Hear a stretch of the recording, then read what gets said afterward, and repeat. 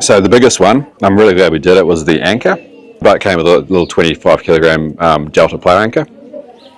And when we did Brittany, I think, if there's any wind over 15 knots, we're up in the night resetting the anchor, and just drag and drag. So we put a 40 kilogram Rockner Vulcan on there.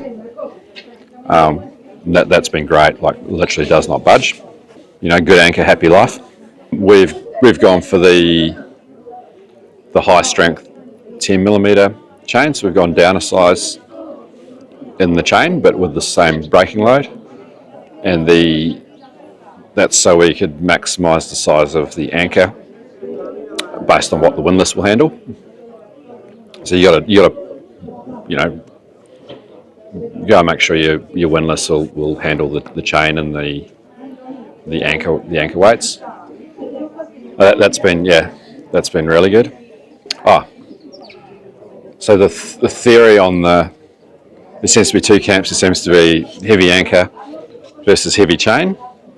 We've gone for the heavy anchor, and the reason we did that, and I guess the theory behind it is that if you go and use there's a few catenary calculators that sort of calculate based on the windage of your boat and the size and the weight of the anchor chain and the length of the anchor chain, how much catenary or bend there is in the chain. And I think once you get over sort of 25 knots or so, 30 knots, it's basically going to straighten right out. So we've gone for the heavy anchor rather than we put the weight in the anchor rather than in the chain. And the trade-off there is, maybe when you're at anchor, there's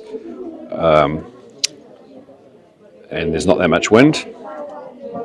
You've got a little less catenary.